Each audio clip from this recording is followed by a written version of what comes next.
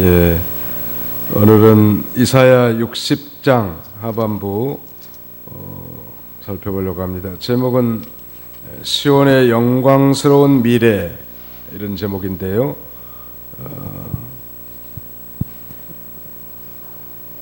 첫째 대지는 10절로 14절까지는 재건된 시온을 향한 여호와 영원한 보호의 약속, 재건된 시온을 향한 영원한 보호의 약속에 대해서 10절로 14절까지, 두 번째는 현재와 비교된 미래의 시온의 영광 15절로 18절, 현재와 비교된 미래의 시온의 영광에 대해서, 마지막 세 번째는 19절로 22절까지인데 시온의 영광이 영원할 것임에 대해서 살펴보고자 합니다. 시온의 영광스러운 미래. 시온이라고 하면 알 것 같기도 하고 모를 것 같기도 하고 그런 단어가 시온이란 말. 시온이라는 건 원래 이제 예루살렘 근처에 산 이름이 시온인데, 시온산. 나중에는 이게 이제 예루살렘을 가리키기도 하고, 더 넓게는 이스라엘을 가리키기도 하고, 그 다음에 영적인 의미에서는 이제 하나님의 나라를 가리키는 거예요, 시온이. 원래 그래서 아랍 사람들은 이스라엘 사람들로 하여금 시온주의자들이라고 합니다. 소위 시오니스트라고 하는데, 자이어니스트. 이 시오니즘, 자이어니즘이라고 하는 이 말은 무슨 말이냐면, 팔레스틴 땅에 이스라엘을 건설하려고 하는 그런 운동이에요, 시오니즘이라는 게. 원래 이스라엘 땅이 자기 나라가 없었잖아요, 2000년 가까이. 이 시오니즘, 시온주의 운동이라는 것은 이 팔레스틴 땅에 이스라엘 국가를 건설하려고 하는 운동이고, 그 운동에 참여하고 온 사람이 시온주의자, 자이어니스트란 말. 그런데 이게 광의적으로 이제 넓은 의미로 시온은 하나님의 나라를 가리킨단 말. 그러므로 오늘 제목이 시온의 영광스러운 미래, 이것은 곧 하나님 나라가 미래에 영광스럽게 될 걸 가리키는 거예요. 하나님의 나라는, 우리 신학적인 표현으로는 이렇게 말합니다. 하나님의 나라는 예수 그리스도께서 오심으로 시작되었고 지금 진행되고 있고, 그 다음에는 예수 그리스도께서 다시 오실 때 완성된다, 이렇게 가르쳐요.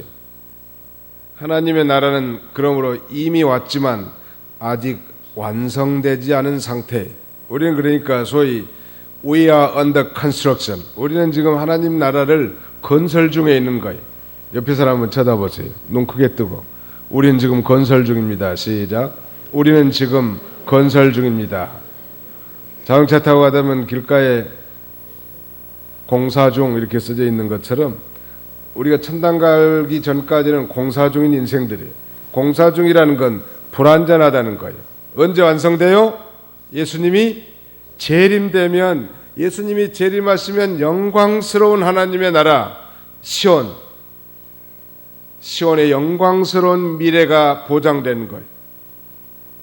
요새 아무리 IS 세력이 테러를 일으키고 세상이 시끄럽고 복잡해도 하나님의 나라는 건설 중에 있는 거예요. 그러니까 우리는 태연 자격할 수 있는 거예요. 그리고 예수님이 재림하시면 그 시온은 영광스럽게 완성이 된다는 말. 지금은 우리가 예수 믿고 구원받았고 하나님의 자녀라고 해도 여전히 마귀와 죄 가운데 이 세상 속에 살기 때문에 그렇게 찬란하지는 못하지만, 이제 예수님이 재림하시고 이 세상은 심판하고 천년왕국이 세워지면 죄가 없는 시대가 돼가지고 그야말로 그때는 영광스러운 나라가 완성돼 나가는 거예요. 그걸 우리가 바라보는 거예요.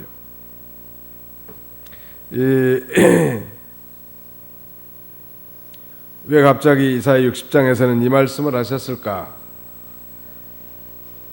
이사야 예언은 유다 백성들이 범죄함으로 바벨론에, 하나님의 심판을 받아 바벨론에 포로 잡혀갈 것이고 그 다음에 이제 그 죄값을 다 치른 이후 70년 후에 다시 회복시킬 것이라고 말하는데 그것이 바로 시온의 회복을 가리키는 것입니다. 이스라엘이 70년 만에 회복돼 가지고 본토인 예루살렘 땅에 와서 다시 성전을 짓고 하나님을 섬기게 될 것을 역사적으로 이렇게 말씀하시면서 장차 먼 훗날 영광의 빛, 하나님의 빛 되시는 예수님이 오셔서, 이 말씀은 예수님이 오시기 700년 전에 예언한 말씀이니까 700년 후에 메시아가 오셔서 그의 구원의 빛을 통하여 택한 백성들이 예수 믿고 구원받아 시온이 건설되어 나가고,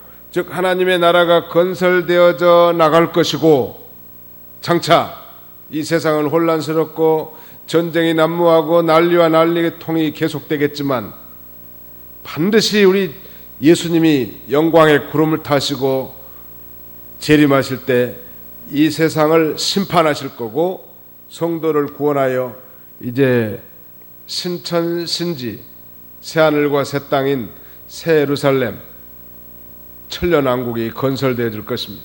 그때 되면 정말 이 시온은 영광스럽게 되는 거예요. 지금은 뭐 예수 믿어도 무시도 많이 당하고 뭐 별로 뭐 예수 믿는다고 뭐 대단한 것 같지 안 보인다면 세상 사람들이 눈에 볼 때는. 그러나 그때는 영광스럽게 돼요. 이 하나님의 나라가.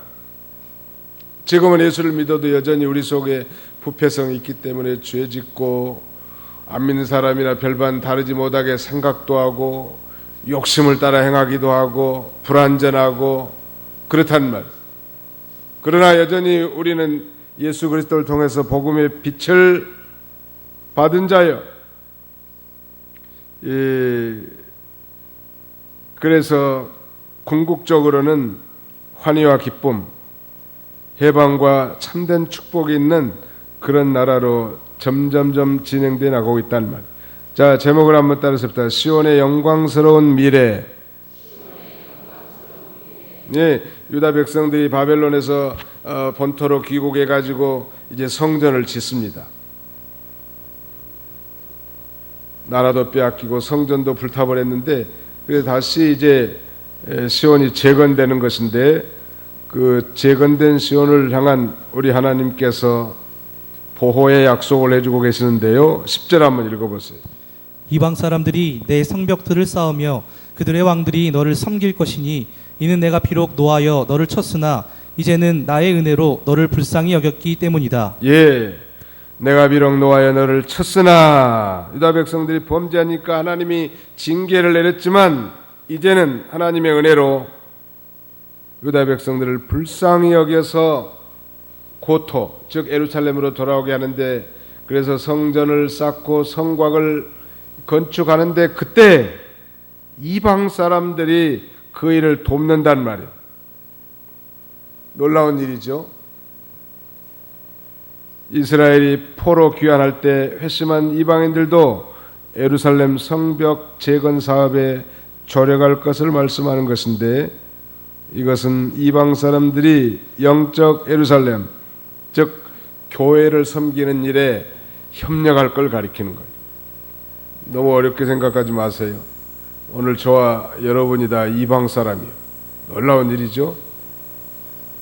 유대인들이 배척한 그 예수님을 우리가 주님으로 믿고 구원받아서 교회를 세워나가고 세계에 복음을 전하는 일을, 이 동방의 끝자락에 있는 극동의 한반도, 이 대한민국을 통해서 전 세계에 하나님 나라 건설, 시온을 건설하고 있단 말.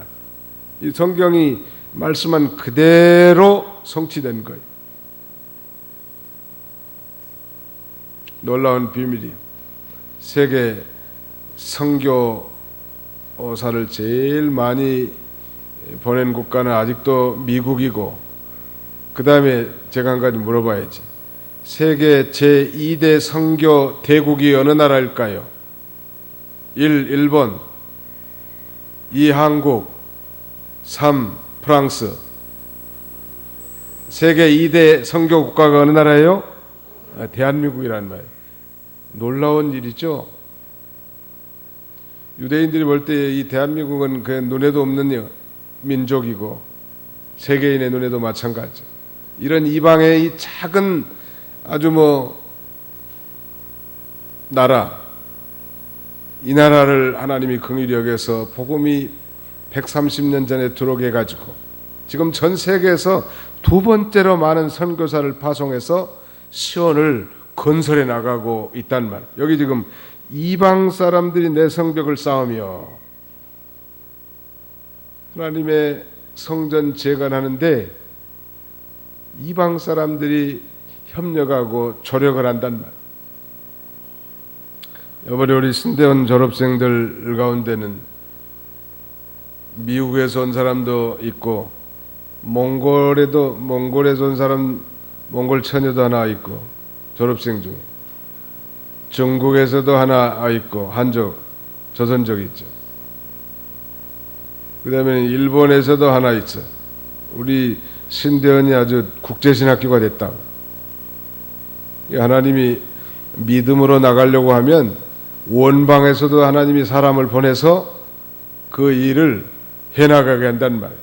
여러분 비방한 사람도 있습니다. 어떻게 돈도 안 받고 가르치냐고. 그건 잘 몰라서 그래.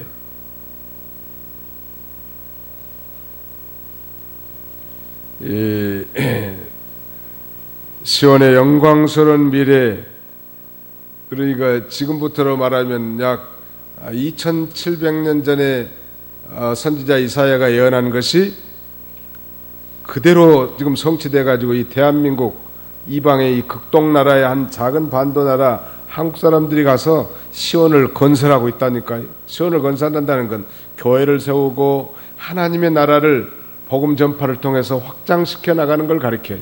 구약시대 성전은 신약시대 예수님이고 예수 믿는 성도들이고 예수 믿는 성도들의 연합체란 말. 그게 교회고 성전이거든요. 이런 놀라운 역사가 이루어져 나가는 거예요. 오늘날도 우리 하나님께서 성도들이 범죄하면 노하여 징계하시지만 회개해서 빛을 발하면 긍휼을 베풀어서 복된 자리로 인도해 주시고 성전의 기둥과 같이 그렇게 귀하게 쓰임받는 것입니다. 11절 읽어주십시오. 내 성문이 항상 열려 밤낮으로 닫히지 아니하고 민족들이 내게 재물을 가져오며 열왕이 줄지어 내게 올 것이니. 예, 평화의 왕 메시아의 완전한 통치가 실현되면 이렇게 되겠죠.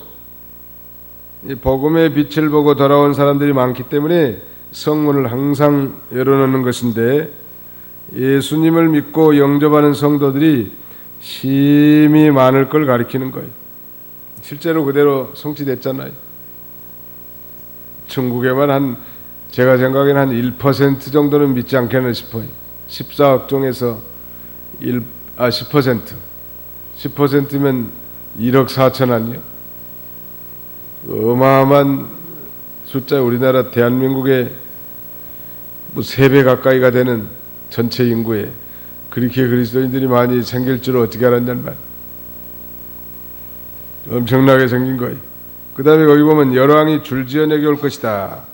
민족들이 내게 재물을 가져오며 열왕이 줄지어 내게 올 것이니 그랬습니다. 민족들이 내게 재물을 가져온다. 열방의 나라들, 민족들 예수를 믿고 하나님 앞에 예물을 가지고 와서 하나님을 섬긴다는 것. 어떻게 그럴 줄 알았냔 말. 130년 전에 11조란 단어를 우리 민족이 알았겠냔 말.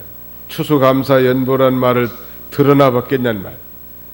그런데 불과 130년밖에 되지 않았지만 이 나라에 적어도 4분의 1이라는 이 그리스도인들이 절기 때마다 예물을 가지고 하나님을 섬기고 또 선교 나가서 물질과 희생과 노력으로 하나님의 나라를 건설해 나갈 것을 어떻게 상상할 수 있었겠냐는 말이에요.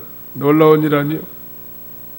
또 거기 보면 열왕이 줄지어 내게 올 것이니 그랬는데 세상에 권세 잡은 세력도 결국 메시아의 강한 통치력에 굴복하고 만다는 거예요. 굴복하지 않으면 어떻게 되는가? 12절 한번 보세요. 이는 너를 섬기지 않는 민족과 왕국은 멸망하며 그 민족들이 완전히 황폐하게 될 것이기 때문이다. 예, 메시아에게 굴복하지 않으면 저주를 받아 멸망한단 말이에요. 예수를 믿지 않고 하나님의 구원에 참여하지 않는 백성들을 하나님이 다 파멸시키는 거예요. 반면에 예수를 믿고 빛의 나라에 들어간 자는 하나님의 화평을 누리고 복을 누리게 될 걸 가리키는 것입니다. 좀 어려운 말이지만 자세히 들어보면 별로 어려운 게 아니에요. 역사적으로는 바벨론에 포로 잡혀가 있는 유다 백성들이 해방되어서 성전을 재건하고 시온을 건설해 나가는 걸 가리키고, 예언적으로는 장차 예수 그리스도를 통해서 복음을 받아 믿는 사람들로 말미암아 하나님의 나라가 확장되어져 나가는데, 그때 낮고 천한 서민들뿐만 아니라 권세 잡은 자들도 다 주님 앞에 나와서 예수님을 자신의 구주로 영접하고 하나님을 아버지로 섬기게 될 걸 가리킨다. 90년대 중반에 중국에 갔더니 그때는 조금 더 겁나는 시대에, 지금보다도 20년 전 아니요? 아이 공부 학습하러 왔다는데 자기 아버지가 공산당 서기장이라는 거예요. 그때만 해도 공산당 그 서기장이라면 벌벌 떠는데, 그런 애들이 와서 학습받는다고 해가지고 거기 앉아 있는 거예요. 이 껍데기만 지금 공산주의 붙들고 있지, 공산당 간부들도 지금 교회 나온 사람들이 많이 생겼단 말. 또 세계 열왕들 진실한지 안 한지는 못하지만 믿는 사람들이 많아요. 영국의 캐머런은 당연히 성공해 나갈 거고, 러시아의 푸틴은 러시아 정교의 교인이고, 자칭 오바마는 기독교인이라고 하니까 내가 보기에는 좀 순찮지만, 그 왕들 가운데 예수 믿는 사람들 많단 말이에요. 성경대로 그대로 다 성취되어져 나가는 것입니다. 13절 읽으십시오.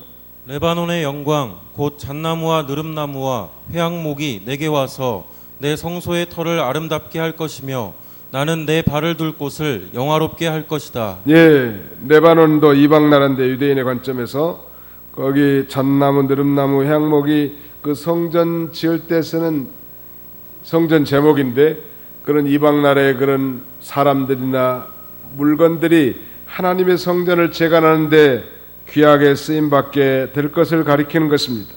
이건 이 메시아 통치 이후에 이방 사람들과 이방의 귀중한 물건이 하나님의 교회에 바쳐져서 성별되게 쓰일 것을 가리키는 거예요. 오늘 이방 나라 아니면 우리 대한민국 이방 나라고 우리가 다 이방인이었단 말이에요. 이 예언대로 예수님이 오신 이후에 우리가 예수님을 믿고 하나님을 아버지로 섬기면서 우리의 마음과 정성과 물질을 들여서 하나님을 섬기고 하나님의 나라를 세워나가지 않습니까? 그것에 대한 성취요. 14절 읽으십시오.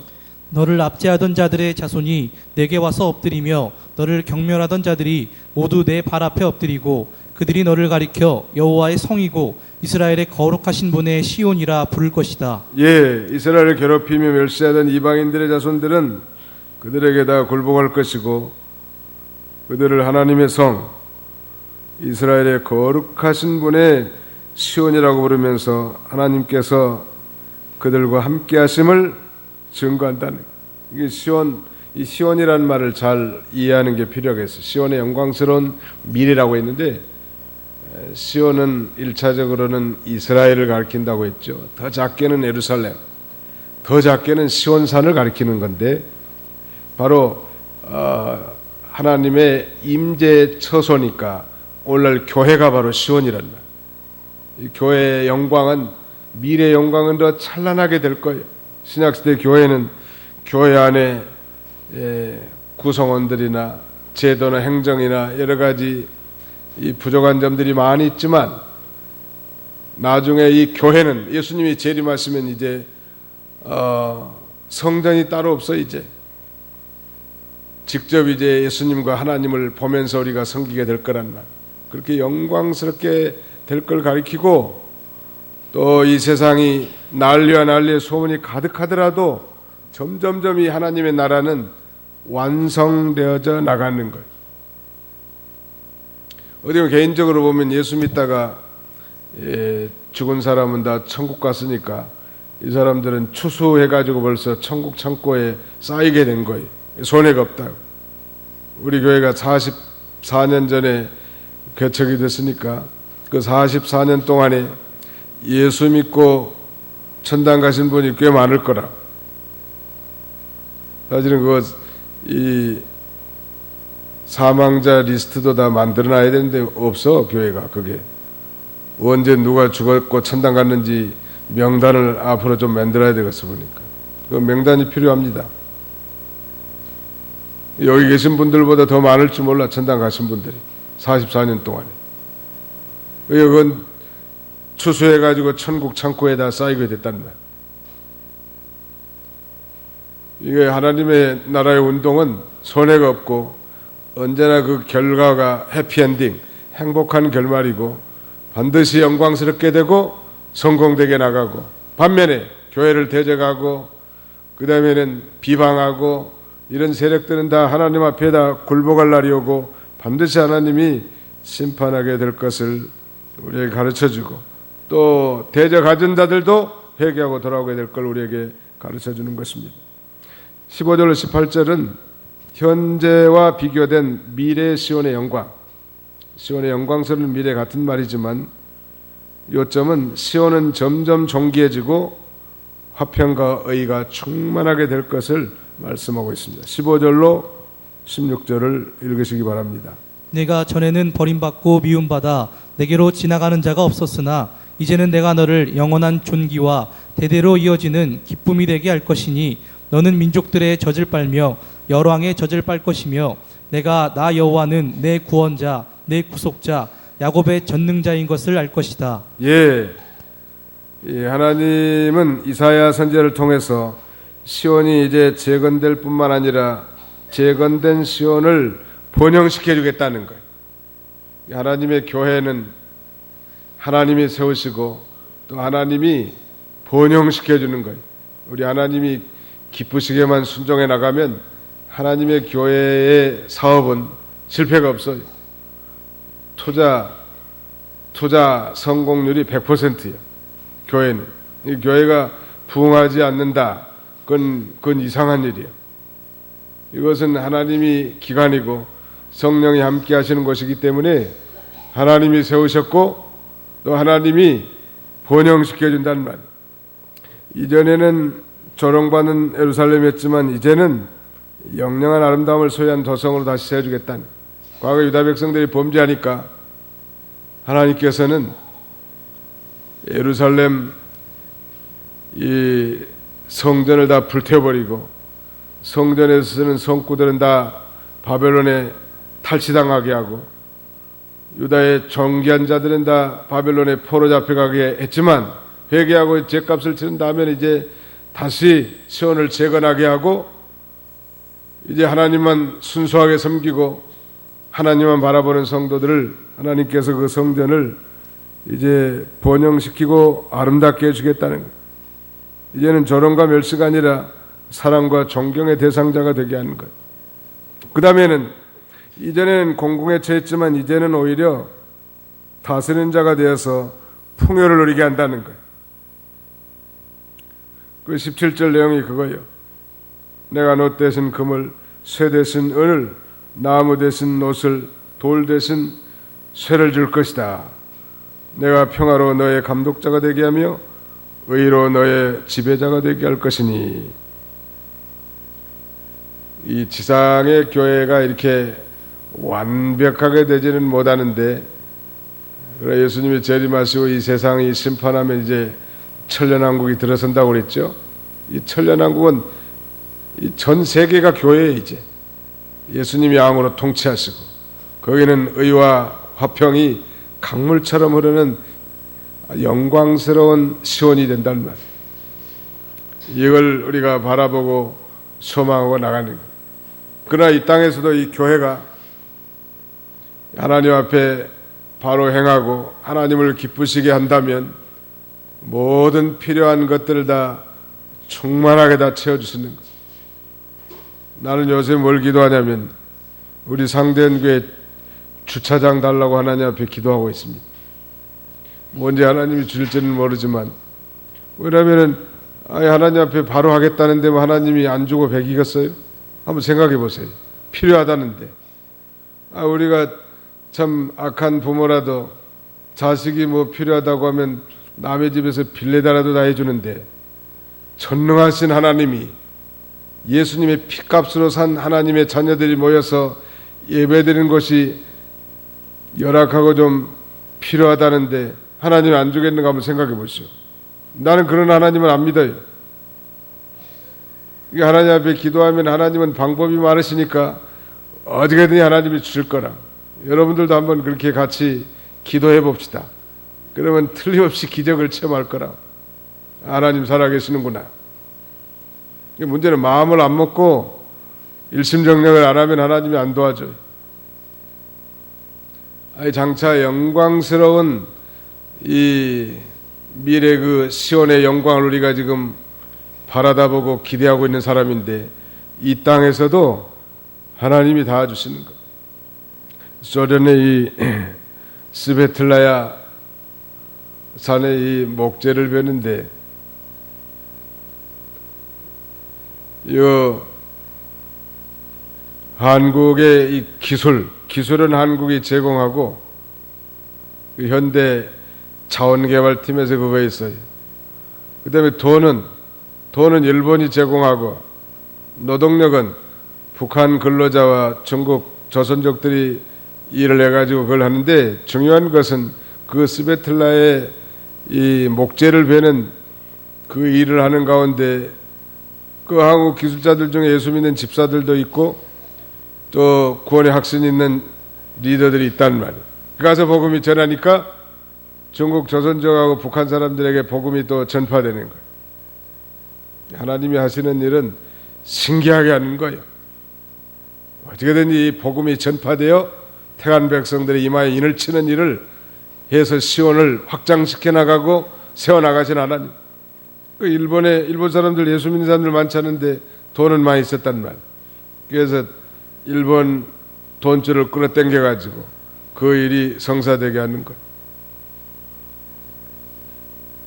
앞으로 이 소련하고 러시아하고 중국, 북한이 맞닿은 것이 21세기에 가장 관심을 가지고 집중해야 할 그런 지역이라고 합니다.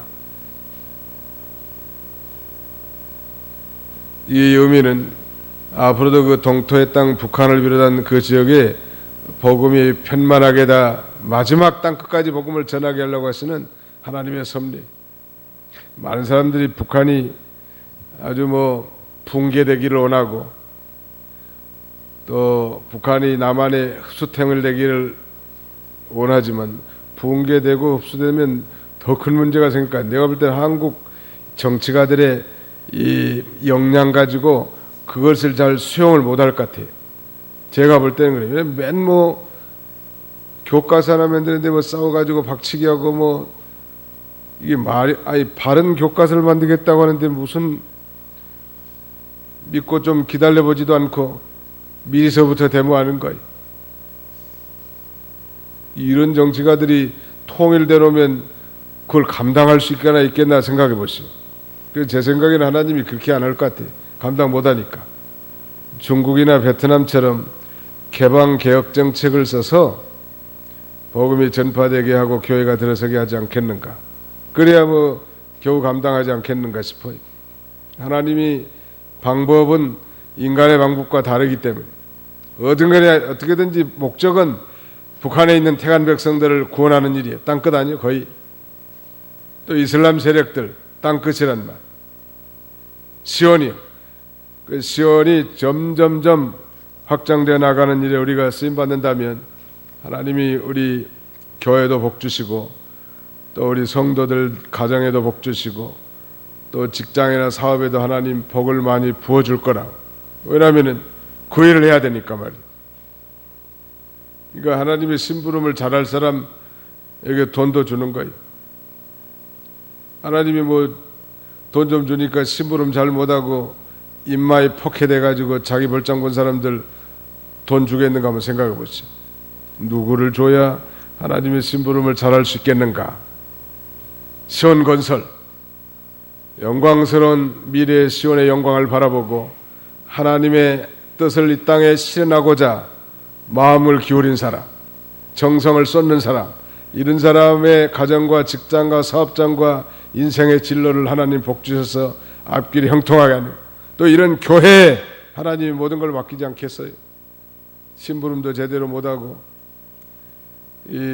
그러면 줬다가도 뺏어가. 하나님 모든 걸 다 풍성하게 하신 하나님, 또 모든 질서가 완전히 회복되게 한다는 거예요. 18절 내용은 그거예요. 지금 그 다음에 이제 19절로 마지막 절까지는 시온의 영광이 당대뿐만 아니라 영원할 것을 말씀하고 있습니다. 거기에는 햇빛과 달빛이 쓸데없고 여호와께서 친히 빛이 되어주신다고 했습니다. 읽으시기 바랍니다. 해가 더 이상 낮에 빛이 되지 아니하며 달이 너를 위에 빛을 비추어 밝게 하지 아니할 것이니 이는 여호와가 영원히 내 빛이 되시고 내 하나님이 내 영광이 될 것이기 때문이다.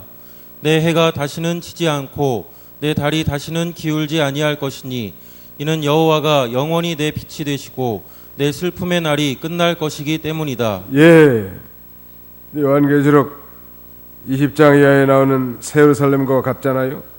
새 예루살렘에서는 해와 달이 필요하지 않다는 거. 왜냐하면 하나님께서 친히 영원한 빛이 되시고 영광이 되실 것이기 때문이죠.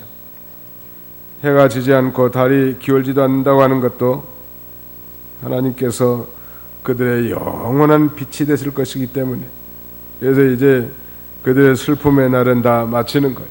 이 세상에서는 죄값 때문에 사망이 있고 슬픔과 눈물과 애통하는 게 참 많이 있었지만 예수님이 재림하시고 이 세상을 불로 심판하시고 성도들은 부활해서 이제 이 새하늘과 새 땅 천년왕국이 이루어지면 거기는 예수님과 하나님이 이제 빛이 되기 때문에 밤이 없어요.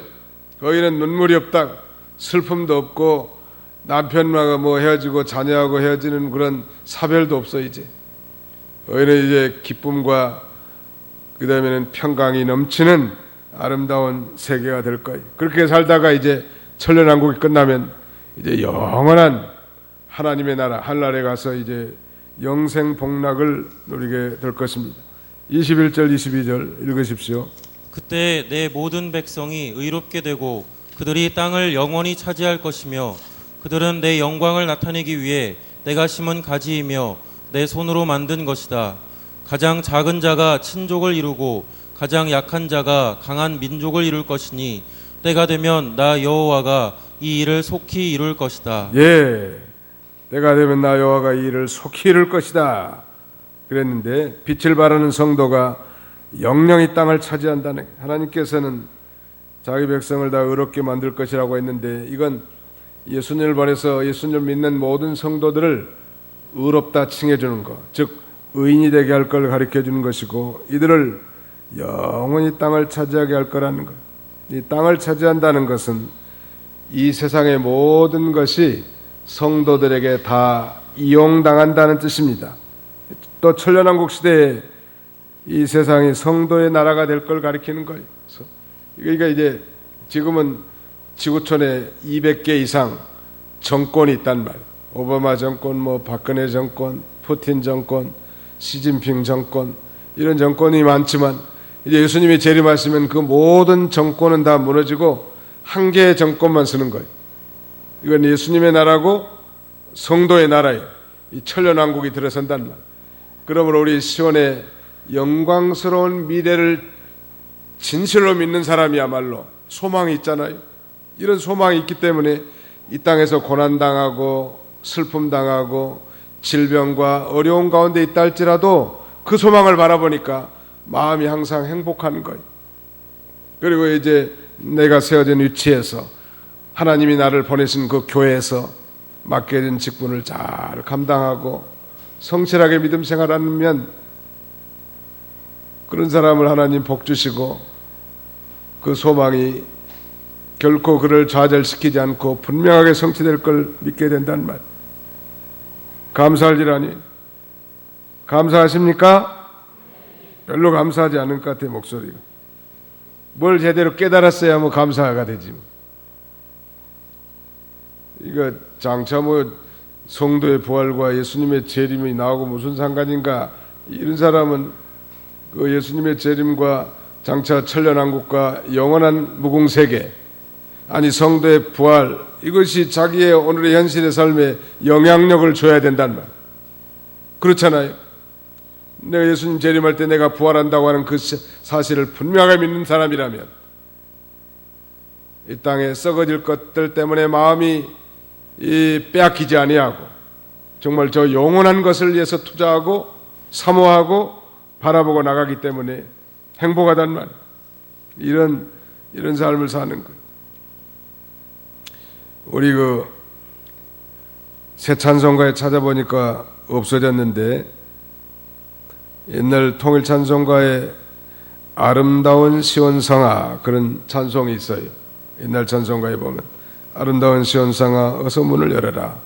그곳에서 기쁨으로 내 주 예수 섬기리. 복되도다 시온성 빛과 은총 넘치네. 그런 찬송인데 이 찬송시의 작시자 이 슈몰크라고 하는 목사님은 우리 찬송가 가운데 내 주여 뜻대로 행하시옵소서 이분이 쓰신 거예요. 우리 새 찬송가 549장에 있는 거죠. 이 슈몰크 목사님은 구교, 즉 로만 캐톨릭의 탄압을 받아가면서 36개 마을의 교회를 돌보느라고 무척 심신이 피곤해 있었습니다. 그러나 쉬지 않고 일하다가 1730년, 그러니까 나이가 58세에 그냥 중풍에 떨어져 버린 거예요. 사순절 주일날 1732년 한동안 그는 병상에 몸져 누워 있었지만 장차 내가 들어갈 그 시온성을 그려보면서 이 찬송시를 썼다고 합니다. 아름다운 시온성아.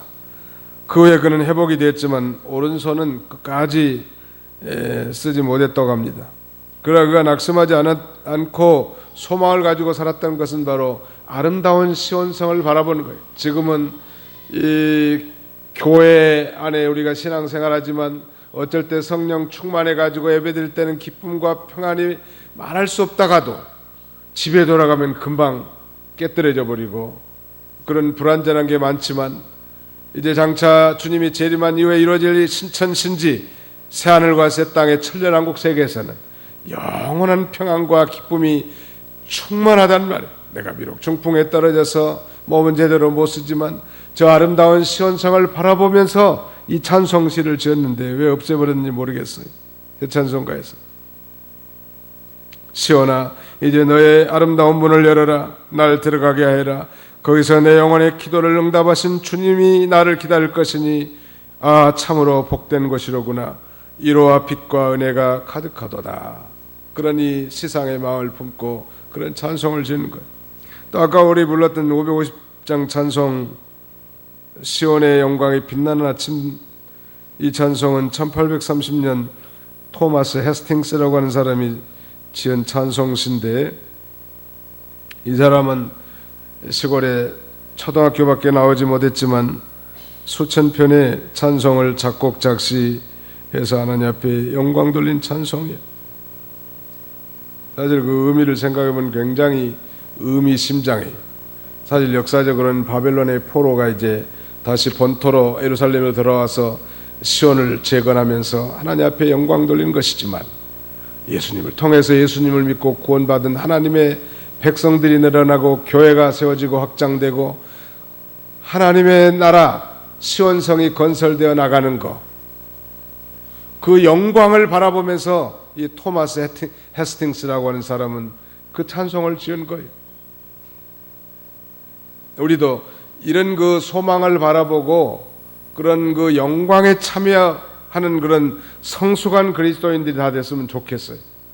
우리 상대원 교회 교인들이 정말 내가 지구촌 작은 나라 작은 도시의 교회 안에 한 속한 성도지만 우리 전체적인 하나님의 나라 시온 건설을 바라보고 예수님 재림으로 완성될 영광스러운 시온성을 내다볼 수 있는 그런 소망과 믿음으로 살면서 이 땅에서도 복된 행복한 삶을 사는 그런 저와 여러분들이 다 되시기를 주님의 이름으로 축원합니다.